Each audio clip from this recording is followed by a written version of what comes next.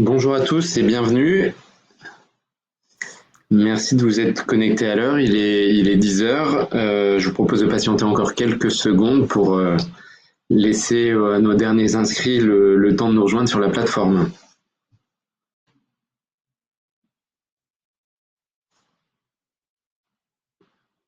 Notre webinaire d'aujourd'hui s'intitule Exploiter les solutions digitales pour un service client encore plus performant en 2021. Nous allons parler de service client, on va parler aussi de réponse aux attentes des clients d'aujourd'hui et de demain. Et on va également aborder, en lien avec notre partenaire Dialwans, la dimension solutions digitales en soutien de l'efficacité des services clients. Avec plaisir. Bonjour à tous. Merci Eric pour nous avoir invités aujourd'hui pour pouvoir se faire ce webinaire ensemble. Donc, merci Aurélien, merci Adrien. Et puis moi, je suis Eric Dauteloup, je suis cofondateur d'Acemis, expert en charge du pôle relations clients. Je suis très heureux d'être ici aujourd'hui avec vous. Adrien Lesage, je suis le directeur commercial associé de Dialwans. Voilà, et très heureux de pouvoir montrer ce qu'on fait chez Dialwans en partenariat avec Acemis.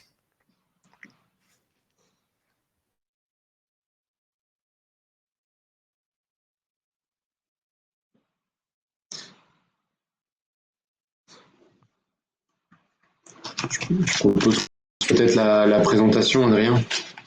Allez, on y va. Donc, je partage mon écran.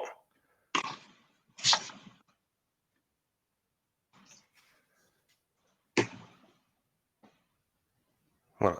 C'est bon, on voit bien mon écran? Parfait. Allez Eric, on y va, quand tu veux. C'est bon, donc exploiter les solutions digitales pour un service client encore plus performant en 2021. Je vais vous présenter donc Acemis, on est un cabinet de conseil et de formation. Depuis plus de 20 ans, notre nom dit notre ambition A pour anticiper, Customer Experience comme l'expérience client comme moteur et levier de la transformation, et puis Make It Simple, l'idée de faire simple, de trouver des solutions simples et robustes pour accompagner les transformations. On intervient sur tous les secteurs d'activité à travers des prestations de refonte d'expérience client, refonte de l'expérience salariée, accompagnement des transfos culturels, transfo CRM, transformation digitale et conduite du changement. Aujourd'hui, je vais parler du sujet de la relation client. C'est un de nos domaines cœur de prestations depuis notre création. Et on intervient par exemple sur la stratégie omnicanal, préciser le niveau d'autonomie digitale souhaité et souhaitable pour vos clients et le rôle des différents canaux de relation. Faire le diagnostic de structure et le diagnostic et aligner les organisations sur les stratégies clients, améliorer la qualité relationnelle, l'efficacité opérationnelle, définir des trajectoires d'évolution, des organisations et des compétences, et notamment accompagner la création ou la transformation de services clients au sein d'une organisation. On travaille aussi à faire le point sur les besoins technologiques en matière de gestion de la relation client, trouver les bonnes solutions, expérimenter, regarder ce qu'on peut automatiser, et puis également on accompagne les évolutions des métiers de la relation client. Côté Dialwans, nous sommes une plateforme d'orchestration omnicanal des parcours de contact.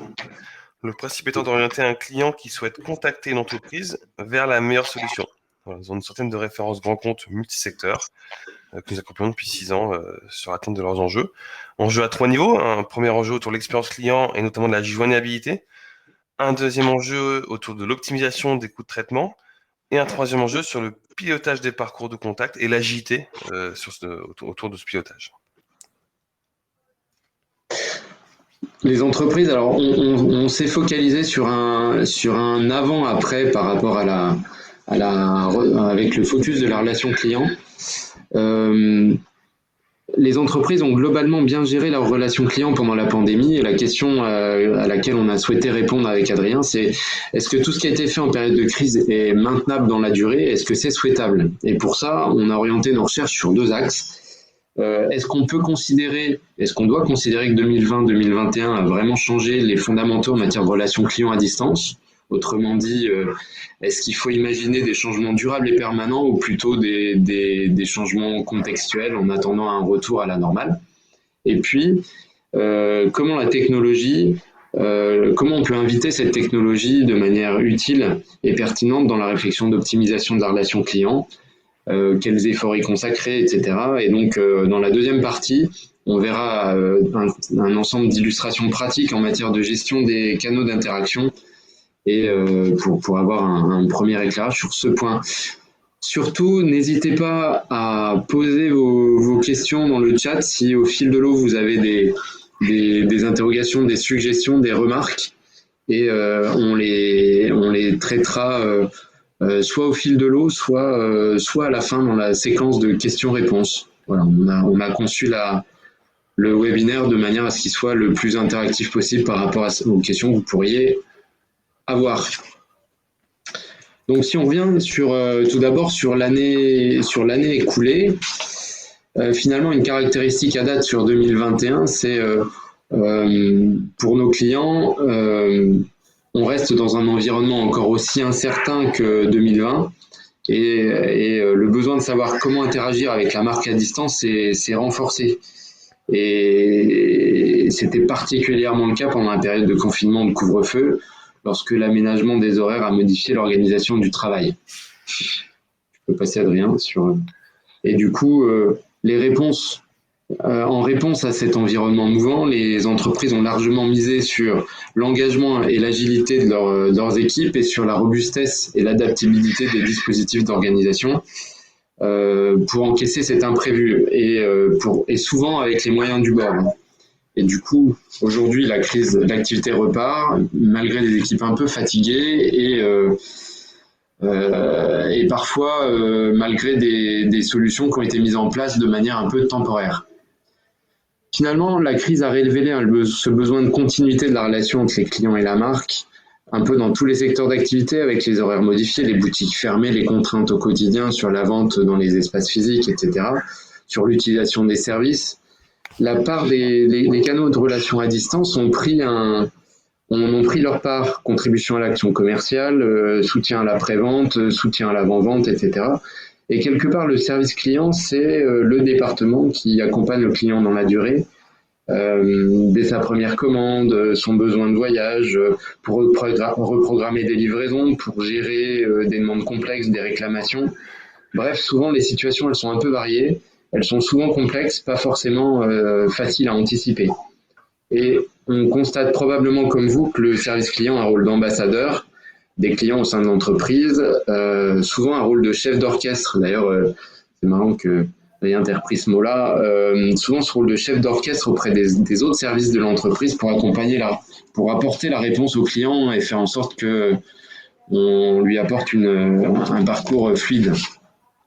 On a cherché quelques chiffres marquants pour confirmer ou pas cette perception d'une part considérable de la relation client à distance au cours des derniers mois, et on a trouvé 2 études intéressantes sur ce sujet, une étude de médiamétrie sur le périmètre France et une étude de Zendesk sur le périmètre d'assistance mondiale. Globalement, on voit que les contacts clients, les services clients, tous les Français ont contacté 80% des Français ont contacté un service client au cours des 12 derniers mois, ce qui est beaucoup. Avec les confinements, les services clients ont finalement été très sollicités. Et ce qui est intéressant, c'est de se dire que la qualité était globalement au rendez-vous. Vous voyez le nombre d'étoiles, on est sur 70% d'évaluation positive à l'item. Obtenir une réponse de qualité, une aide pertinente. On n'est pas sur 100%, mais on est quand même sur un score assez élevé, surtout pour des évaluations faites par des Français. Et cet indice de satisfaction, il est homogène, quels que soient les canaux, les appels téléphoniques, les emails, les demandes traitées par les réseaux sociaux. Et également un NPS qui est légèrement positif. Donc, vous vous rappelez, le NPS, la différence entre les 34% de promoteurs et les 29% de détracteurs. Donc, légèrement positif sur tous les secteurs d'activité.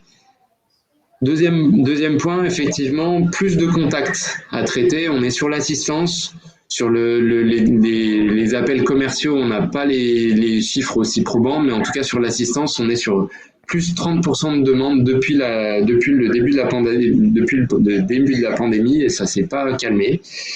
Et troisième enseignement sur le mix canal. Aujourd'hui, on a encore, alors toujours focus assistance, mais là pour réplicable aussi sur les appels commerciaux, plus de sollicitations globales avec notamment une accélération des canaux digitaux, accélération très forte des canaux digitaux qui viennent compléter et renforcer les appels. Et on voit là, alors les chiffres, là on est sur le tout début de la pandémie.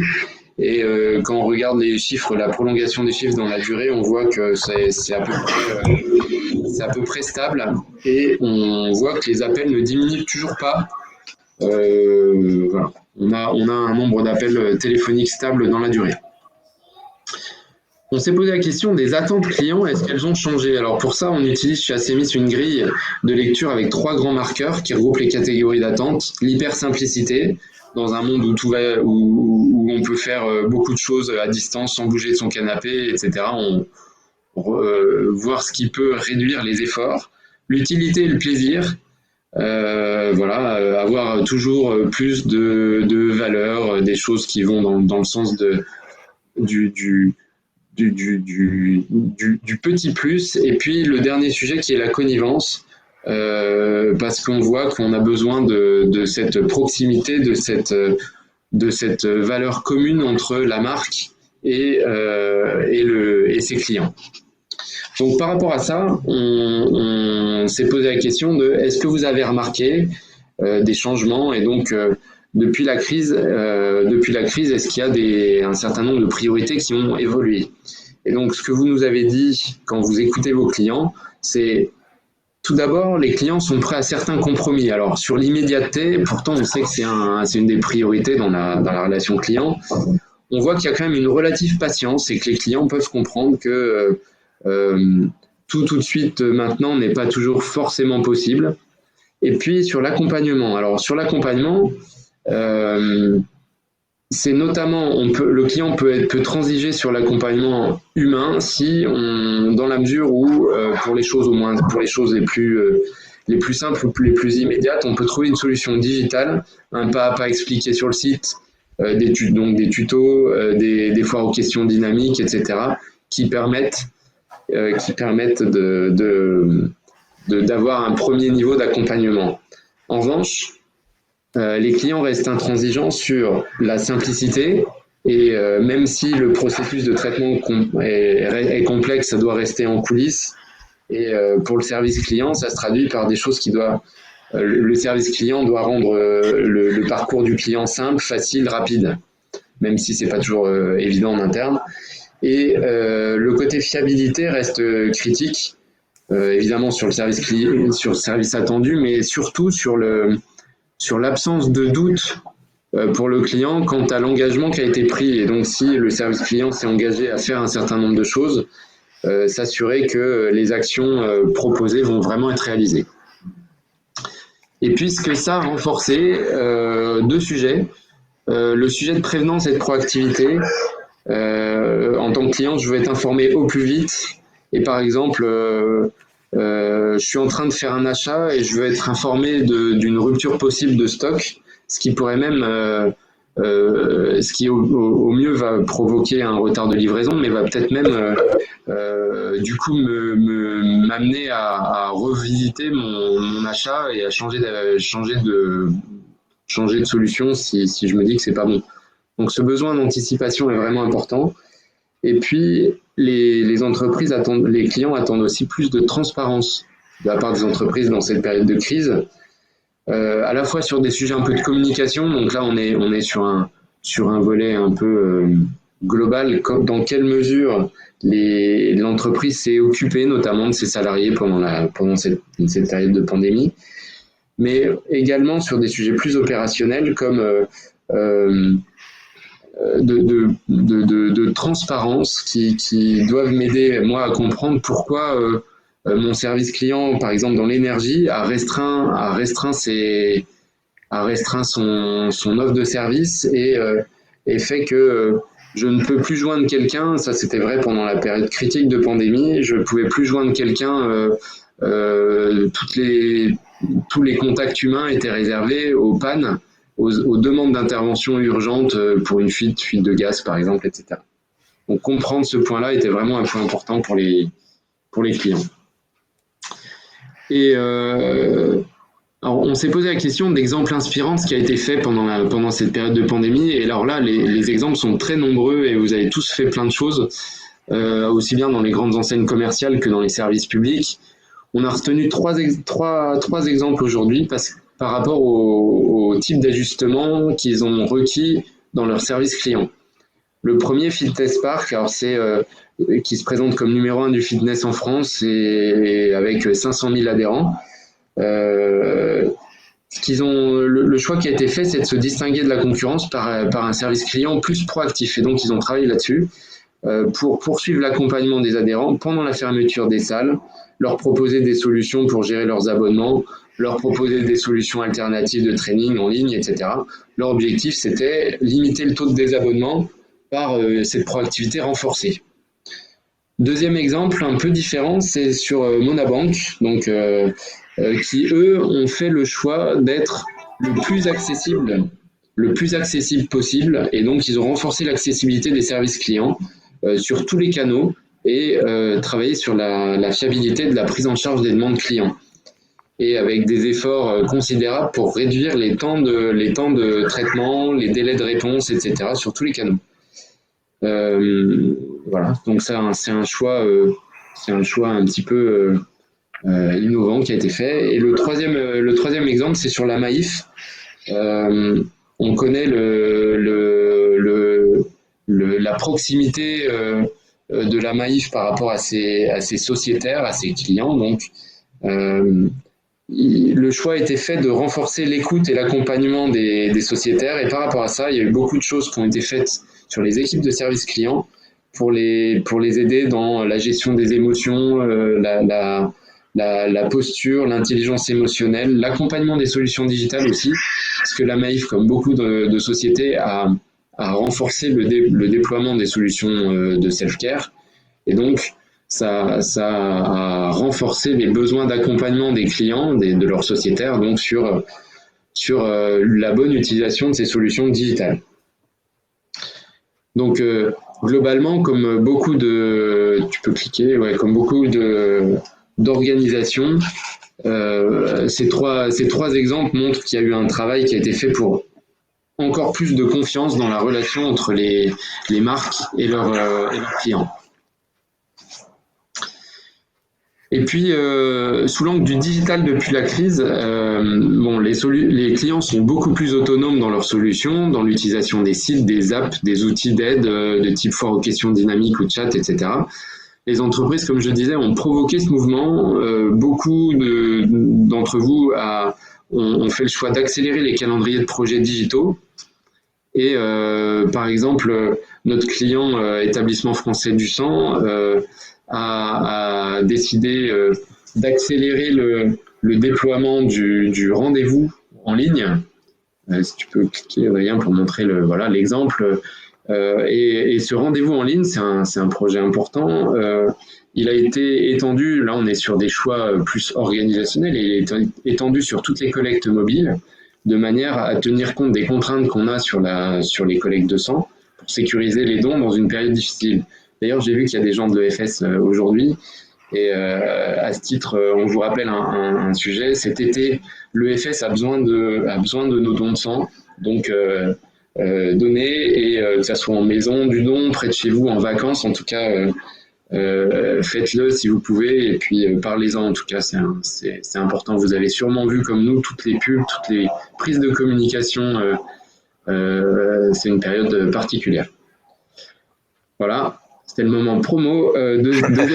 Deuxième exemple, Leroy Merlin, qui a su adapter les prérogatives de son service client pour, tout en tenant compte des contraintes sanitaires, voir comment protéger son activité, développer son chiffre sur un certain nombre de niches grâce à des nouveaux services. Par exemple, les cuisines sur rendez-vous en visio, les dépannages en ligne, les dépannages et l'assistance en ligne, ou alors les commandes en ligne et retrait sur rendez-vous, qui sont là pour le coup un choix qui ont été faits par beaucoup de commerçants. Troisième exemple qui touche au canal téléphonique, et on en parle des fois un peu moins, c'est les sujets de réorganisation régulière des flux téléphoniques. Et notamment, Galeries Lafayette a su réorganiser régulièrement ses arborescences pour bien canaliser les appels clients en fonction des contraintes du moment. Et donc, quand les boutiques fermées permettaient plus le click and collect, le collect du click and collect, du coup, on a modifié les choix quand il a fallu créer une ligne dédiée pour reprogrammer des livraisons, etc.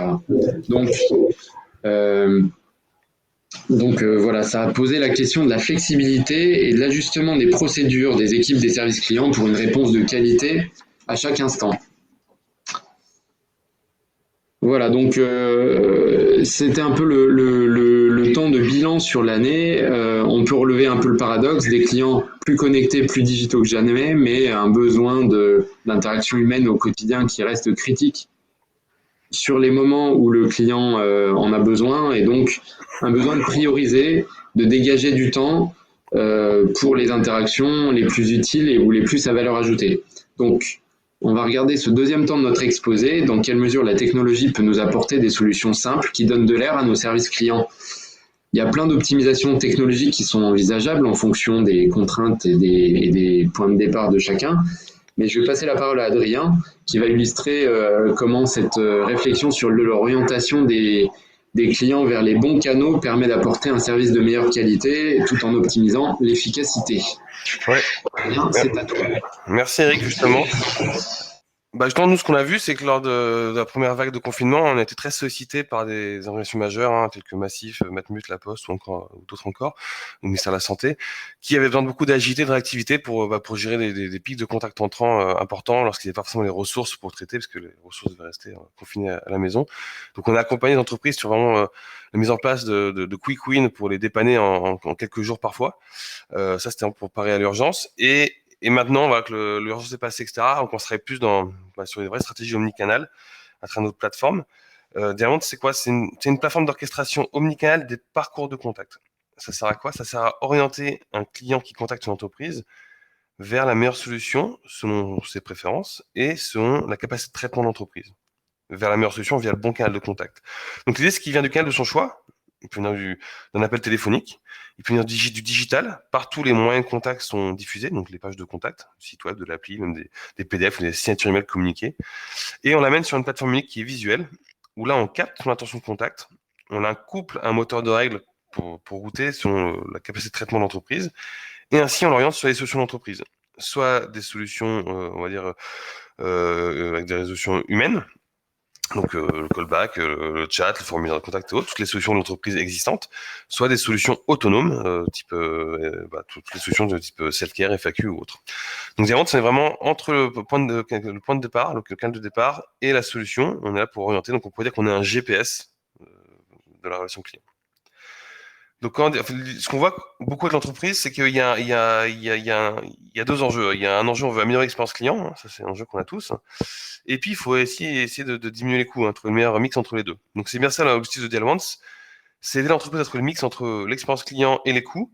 Et ce qu'on voit, les principaux critères pour jouer là-dessus, c'est la personnalisation par rapport à des critères propres à l'utilisateur, au profil utilisateur du client qui veut vous contacter, le client final, par rapport à son client. Est-ce que c'est un lead? Est-ce que c'est un client? Est-ce qu'il est VIP? Il a acheté un produit X ou autre? Qu'est-ce qu'on va lui proposer? Par rapport au parcours réalisé, qu'est-ce qu'il a fait comme effort? Est-ce qu'il a directement appelé? Et sur le digital, qu'est-ce qu'il a vu avant? Les horaires, si c'est fermé, peut-être que c'est pas la peine de montrer un numéro de téléphone. S'il a un PC ou un smartphone, c'est peut-être pas la même expérience. Un smartphone pour avoir une appli mobile et parfois les services sont pas les mêmes selon les devices. Les temps d'attente, ça sert à rien de l'emmener sur un appel téléphonique si personne ne peut décrocher, si le temps d'attente est trop important, etc., etc. Donc c'est ça qu'on voit, c'est vraiment le mix entre les deux. Pour que ce soit très concret, je vais vous faire plusieurs démos. D'abord, une démo sur l'environnement Dialwans, des démos télécom. On va montrer tout ce qui est possible de faire. Et après, je vais prendre des exemples concrets de clients qui sont en place, afin que ce soit très, très concret. Premier exemple, donc le client qui veut contacter Dialwans Télécom pour payer sa facture, imaginons. Donc, il va être sur un site web, le site web de l'entreprise, Dialwans Télécom, qu'on a créé. Et là, il va vouloir les contacter potentiellement s'il n'a pas trouvé sa réponse avant. Ou alors, il a navigué avant et non, il va les contacter. Ici, vous remarquerez, on arrive sur la page de contact, on ne présente aucune solution. On ne dit pas appelez ce numéro, faites un chat. Non, d'abord, on dit pourquoi vous voulez nous contacter. Donc un petit peu comme un SVI, qui est vocal, sauf que là on est visuel. On va qualifier l'intention de contact. Donc j'ai une question sur le forfait mobile, je veux consulter une facture. Pour consulter une facture, voici les différentes solutions. Il y a des solutions autonomes, on essaie de mettre les temps d'effort, les temps de résolution estimés, des solutions de contact, aussi des temps d'attente, ou des temps d'engagement de l'entreprise à répondre. Envoyez-moi un message, l'entreprise répondra sous 24 heures, par exemple. Donc voilà, sur une intention, voici les différentes solutions possibles. Le client a le choix selon ce qui est efficace. Si on change d'intention, payer une facture, les solutions vont varier. Là, on a mis du voicebot. Là, il y a du chat sans attente. On a mis un callback. Et là, il y a un bouton appel. Alors que l'intention d'avant, il n'y avait pas de bouton appel. L'entreprise a estimé que pour consulter une facture, ça ne sert à rien de faire un appel téléphonique. Alors que pour payer une facture, cette fois-ci, on peut faire un appel téléphonique. Ce qui est intéressant là, c'est que l'intention est qualifiée. On sait pourquoi il appelle. Donc, on peut directement orienter sur la bonne compétence en évitant les étapes du SVI de qualification, le taper 1, taper 2 ou un langage naturel. Donc là, l'idée, c'est que voilà, c'est par rapport à différents critères. Tous ces parcours vont être contextualisés et interactifs pour vraiment orienter vers la meilleure solution. Ça, c'est un client qui démarre du digital, du site web, de l'appli, peu importe. Autre exemple, le client qui démarre de l'appel téléphonique. Alors, je vais faire un screen mirroring, mais j'ai un petit souci parce que c'est l'aléa du direct. Je vais recharger, ça va prendre 2 secondes. Je vais faire un screen mirroring de mon téléphone pour que vous puissiez vraiment voir l'expérience en temps réel. Si ça veut bien fonctionner. Et donc là, l'idée, c'est qu'on va simuler un client qui appelle. Pardon, ça marche tout à l'heure, mais quand on attend trop longtemps, et là, c'est un petit peu long à réagir, mais là, ça va aller. L'idée, c'est un client qui appelle et il arrive, fait le choix du téléphone. Donc, si on ne fait rien, il va arriver sur le SVI, il va parler à un conseiller ou pas, hein, selon la capacité de traitement de l'entreprise. Hop, donc là, vous devez voir mon téléphone, c'est parfait.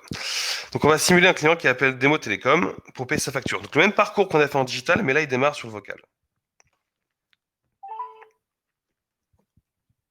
Bienvenue chez Diamond Télécom. Si vous appelez pour une facture, appuyez sur 1. Pour un problème, On va faire le 1, facture, on qualifie l'intention. votre temps d'attente est estimé à 3 minutes. Si vous voulez payer ou consulter vos factures sans attendre, tapez sur 1. Sinon, merci de patienter. Bon, on veut pas attendre, hein, on veut jamais attendre. D'ici quelques secondes, vous allez recevoir un SMS. Donc j'ai reçu mon SMS, Pour trouver votre réponse, je clique dessus. votre mise en relation avec le bon interlocuteur. Pensez à vous munir de votre numéro de contrat ou de dossier. Diamond Télécom vous remercie de votre appel. L'appel arrache tout seul, j'étais guidé pour me dire comment ça fonctionnait, après ça a raccroché. J'ai reçu mon SMS en temps réel, ce SMS est contextualisé par rapport au parcours vocal réalisé, c'est-à-dire que j'ai appelé pour une facture, je reçois bien un SMS facture. Je clique sur le lien qui est ici, et ainsi je suis orienté sur le parcours digital d'Allianz pour payer la facture. Voilà, vous remarquerez sans doute que c'est le même parcours que ce qu'on a vu tout à l'heure ici. Alors qu'on c'est une facture, voilà, c'est juste le format qui change, il y en a un qui est un format PC et l'autre qui est un format mobile. Donc ça veut bien dire qu'on a bien créé un parcours unique qui marche depuis tous les points de contact. Voilà. On va faire un autre exemple, on va appeler boulanger par exemple. Vous montrer des clients en place. Donc au numéro 31, boulanger. Bonjour et bienvenue chez Boulanger. Nouveau, pour accéder rapidement, simplement et en toute autonomie à nos services, directement depuis votre smartphone, tapez 1. Sinon, Je tape 1, sinon je pouvais rester en ligne. un lien sécurisé vous permettant J'ai reçu mon SMS en temps réel. Le service vient de vous être envoyé par SMS. Laissez-vous guider. À tout de suite.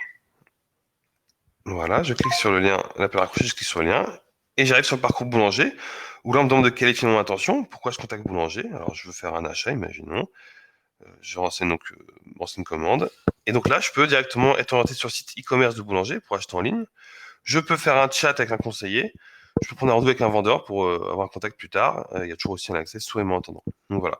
Donc d'un parcours téléphonique, on va être orienté sur un parcours digital où je peux faire du parcours autonome ou un canal alternatif au téléphone.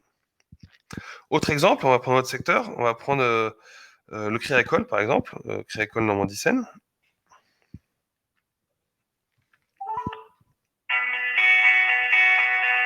Bonjour, bienvenue au Crédit Agricole Normandie-Seine.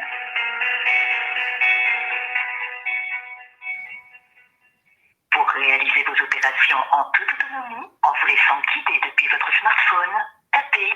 Sinon, tapez 2. Donc on va taper 1.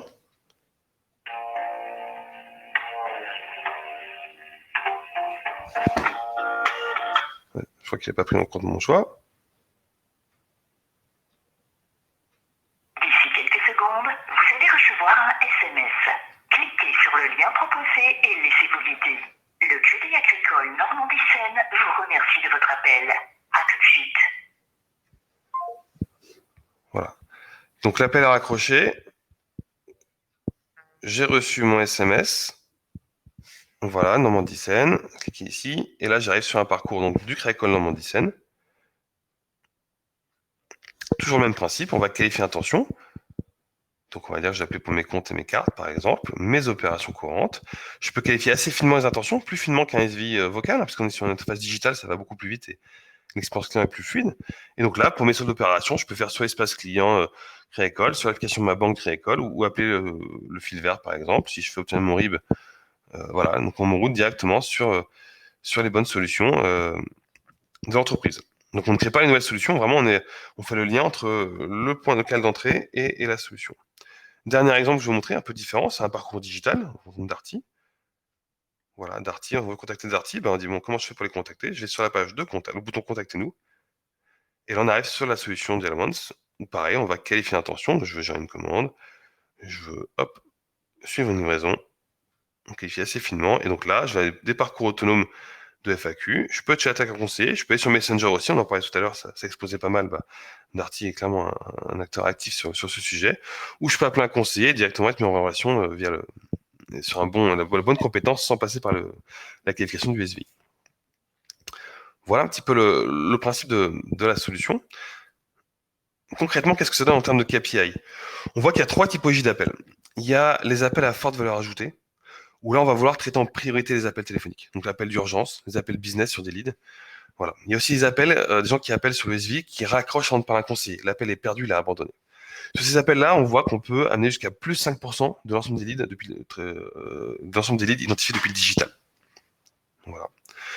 Les appels à faible valeur ajoutée, on va pouvoir les orienter sur un parcours self-care ou parfois sur le bon service. Dans les grandes organisations, parfois il y a plein de numéros, on s'y perd un petit peu, notamment en banque. Si je veux souscrire une assurance, il faut que j'appelle mon banquier. Si je veux déclarer un sinistre, c'est pas la peine d'appeler mon banquier. Il y a des spécialistes de l'assurance là-dessus. Donc souvent le banquier, il fait le passe-plat. Donc là, on voit qu'on peut réduire jusqu'à 15% les appels entrants et également dégager du temps aux équipes téléconseillers, aux équipes commerciales pour faire des appels sortants. Et donc là, on gagne jusqu'à 20% de productivité commerciale. Enfin, les appels non traités. Donc là, on parle de joignabilité. On contacte une entreprise qui ne peut pas prendre l'appel ou le contact. Là, on va pouvoir orienter vers un parcours digital self-care ou un autre canal. Et là, on voit que souvent, dès qu'on met en place la solution, on va gagner tout de suite des points de joignabilité, en moyenne jusqu'à plus 20 points. Voilà. Et côté satisfaction client, elle est assez bonne, l'expérience client, puisque ce qu'on voit, le client qui contacte l'entreprise, il veut pas forcément parler à quelqu'un, il veut une réponse. Donc le but, c'est si on l'envoie dans la bonne direction, trouver sa réponse et que c'est fluide, il est ravi. Voilà, c'est bien ça l'enjeu, c'est réussir à bien le guider, et c'est ce que tu disais tout à l'heure, Eric, transparence, simplicité. Voilà, les clients maintenant, ils veulent comprendre ce qui se passe. Si on peut pas traiter l'appel, il faut leur dire, il faut leur montrer la bonne direction. Voilà. Donc concrètement, si on reprend un peu les cas d'usage, j'appelle le CRC. Si c'est fermé, on va dire désolé, on est fermé, on propose une solution. Si c'est ouvert, on propose au client d'être autonome, il prend pas, il a le choix. S'il prend, ça diminue les appels entrants et on verra qu'il y a entre 10 et 20% des appels qui préfèrent aller sur le digital plutôt que parler à un conseiller, alors qu'ils appelaient à la base. Les appels à forte valeur ajoutée qui sont abandonnés, on peut être proactif et recontacter la personne qui a appelé, et ça génère peut-être du business. Et si l'appel ne peut pas être traité, également, on dit revenez, on ne peut pas traiter votre appel, mais on vous offre une solution immédiatement. Et donc ça améliore la joignabilité et ça limite la réitération. Et enfin, depuis le digital, on démarre depuis le digital et là, au lieu de directement choisir un canal, d'abord on va comprendre vraiment l'intention, on va voir ce que l'entreprise peut traiter, et ainsi on va orienter soit sur les parcours autonomes pour diminuer les contacts entrants à faible valeur ajoutée et donc améliorer l'accessibilité, ou soit sur d'autres canaux, les bonnes compétences, les canaux chauds pour traiter des contacts à forte valeur ajoutée, type chat, messenger ou autre, et les canaux asynchrones pour des motifs à plus faible valeur ajoutée afin de lisser l'activité. Voilà un petit peu ce qu'on fait avec nos clients maintenant, vraiment pour travailler sur une stratégie omnicanal à moyen long terme dans un environnement un peu plus sain, même si ça reste encore incertain. Je te rends la parole, Eric, pour conclure. Yes, merci Adrien. Bon, comme on l'a vu, cet accompagnement de l'autonomie des clients, c'est plus une lubie ou une idée juste d'économie au niveau de l'entreprise, c'est vraiment une nécessité. Euh, cette dimension digitale dans la relation client, pour nous, c'est une de nos convictions depuis longtemps. On dit chez Asemis plus de digital, plus d'humain. On a l'impression que ça reste un fondamental très important. Les clients, c'est eux qui choisissent et comme le disait Adrien, finalement, c'est à un moment donné, c'est à lui de faire c'est au client de faire son choix en fonction de ce qu'il juge complexe pour lui, de son besoin d'assistance. Mais en tout cas, il nous semble indispensable d'optimiser les organisations pour avoir, pour retrouver ces marges de manœuvre et se donner ce poumon qui permet d'être accessible pour ses clients et en tout cas pour tous les clients qui en ont besoin. Voilà, donc on, en synthèse finale, cinq pistes, enfin, ou en ouverture, peut-être 5 pistes prioritaires pour les services clients. Redonner aux équipes de la marge de manœuvre et des capacités d'initiative, on l'a vu, c'est une phase importante pendant la crise ailleurs. Outiller les collaborateurs pour qu'ils puissent se focaliser sur la relation client, ça c'est ce que vous nous dites, essentiel dans beaucoup de services clients, faire en sorte que les conseillers soient vraiment attentifs à la conversation et qu'ils n'aient pas à manipuler 25 applications pour trouver les bonnes informations, renforcer l'autonomie des clients avec les bonnes solutions technologiques. Adrien a montré certains cas d'application intéressants là-dessus. Et puis également, repenser cette dimension de simplification de bout en bout, les parcours clients de manière globale et fluide entre les canaux. C'est plus un... on parle de digital, on parle d'omnicanal, etc. C'est une priorité. Le client passe d'un canal à l'autre, fait une demande par message et puis la complète par téléphone, voit en physique et puis confirme son choix à distance ou l'inverse. Donc repenser ses parcours clients de manière fluide entre les canaux et puis penser bout en bout pour que notre service client ne soit pas juste une très belle vitrine, mais qu'il soit vraiment ce chef d'orchestre. Il faut que ça soit intégré avec les autres équipes. Voilà, on a terminé la présentation. Est-ce que vous avez des questions, des réflexions autour de ces sujets de digitalisation de la relation avec les clients?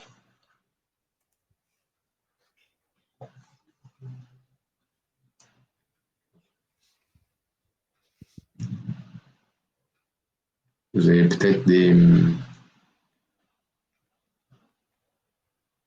pas encore de questions dans le chat. Peut-être en attendant, Adrien, est-ce que tu pourrais donner quelques éléments indicatifs sur le temps, l'effort pour mettre en place une solution un peu telle que tu l'as montré, je sais pas, pour le Crédit Agricole ou pour d'autres? Ouais, tout à fait. La solution a été pensée pour avoir très peu d'impact IT. L'enjeu, c'est vraiment un travail métier pour définir les intentions et les solutions. D'ailleurs, j'ai pas montré l'interface de paramétrage, mais on donne l'autonomie. Nous avons l'autonomie, le client a un profil métier à l'autonomie pour tout construire et tout faire évoluer en temps réel. Donc, on a pu déployer les solutions très vite dans l'urgence pour le confinement, la Massif en 48 heures, la Poste en 3 jours aussi, le ministère de la Santé en 6 heures pour le Covid-19. Voilà, mais un projet standard dans un timing plus serein, c'est 6 semaines, pour un grand compte. 6 semaines et c'est vraiment un enjeu de définir les parcours de contact. Donc, c'est un travail de conseils. Quelles sont mes intentions, mes solutions et dans quel parcours je veux proposer. Voilà, au niveau IT, il y a très peu c'est très léger. C'est ça qu'on voit principalement. Et toi, côté Asemis, est-ce que tu as un exemple de stratégie omnicanal, est-ce que vous avez accompagné un client et les résultats qu'on a pu mesurer? Alors, je parlais tout à l'heure de l'EFS avec qui on travaille sur un gros programme depuis quelques années maintenant. On a travaillé avec eux sur cette stratégie omnicanal. C'est un bon exemple et ça fait le lien avec ce que tu évoquais. L'idée, c'est de commencer à réfléchir à pourquoi les clients nous contactent. de manière globale, dans quel parcours on s'inscrit, quels sont les enjeux pour les clients, et du coup, quels sont les enjeux aussi pour l'entreprise, et quels sont les choix qui seraient les choix les plus logiques et les plus rationnels.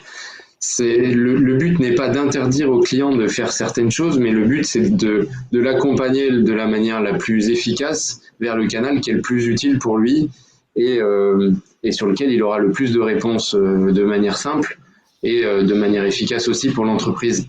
L'exemple du rendez-vous en ligne, par exemple, évidemment, on peut contacter l'établissement français du sang pour prendre un rendez-vous. Et d'ailleurs, il y a des numéros, il y a un numéro national pour ça, mais c'est sûr que aller directement sur le site pour le faire permet de faire en direct à tout moment de la journée et du coup avec une optimisation du côté de l'AFS et en même temps un service plus grand pour le client. Donc cette réflexion sur la stratégie omnicanal permet d'anticiper les besoins de contact et de se projeter sur les besoins de contact à moyen ou long terme pour réfléchir aux organisations. Et donc, on travaille ensuite sur la définition du modèle d'organisation de cette relation donneur à distance, en l'occurrence, pour voir comment est-ce qu'on articule les bons modes de fonctionnement, les bonnes ressources, les bonnes organisations, les bonnes solutions technologiques. D'ailleurs, à ce titre, il y avait une petite question, est-ce que Dial-One s'est rattaché à CEMIS? Non, et l'inverse non plus. En revanche, c'est vrai qu'on travaille régulièrement ensemble parce que cette approche autour des motifs de contact, des intentions derrière les interactions avec les clients fait qu'on a des philosophies d'interaction qui sont assez naturelles entre nous. Tout à fait. Il y a une autre question de Sylvain. Le SVL peut-il être connecté à un CRM? Si oui, comment? Oui, tout à fait. Donc, le principe de Dial-One, c'est qu'on collecte beaucoup de data. Je n'ai pas pu le montrer, j'ai pas eu le temps de tout vous montrer, sur les parcours de contact, data anonyme, puisqu'on est tout à fait en respect du RGPD.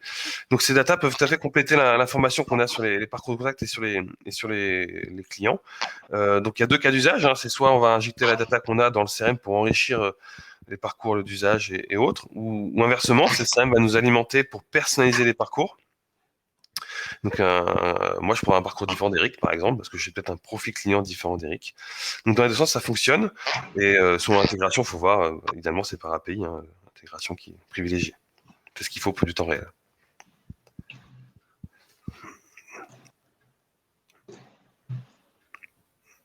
Voilà.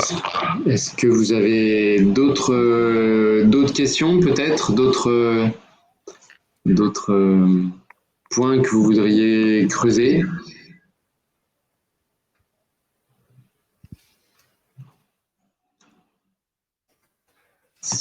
Certains évoquent visiblement des vécus communs, en tout cas des partages d'expériences assez communs entre ce qu'on a pu évoquer et puis ce que vous avez vécu ou subi pendant cette année. Je ne sais pas si vous avez d'autres choses à partager.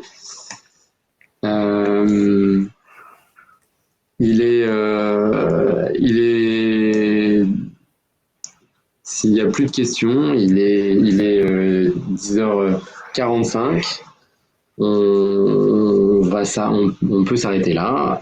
Il me reste du coup à remercier Adrien pour avoir partagé et montré ces exemples concrets de réalisation. Merci beaucoup.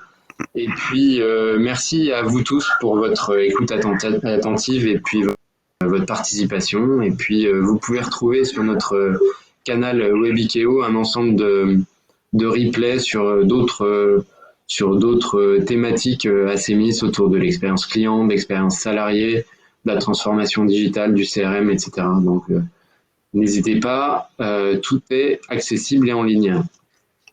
Parfait. Merci Eric, merci à CEMIS. Ravi de pouvoir faire ce webinaire aujourd'hui ensemble, de témoigner ensemble. Parce que c'est vrai qu'on travaille sur vraiment les mêmes sujets. Vous, la stratégie omnicanal et nous, la mise en œuvre opérationnelle, avec l'outil. Merci à tous. Très bonne suite de journée et à bientôt. Au revoir. Merci, au revoir.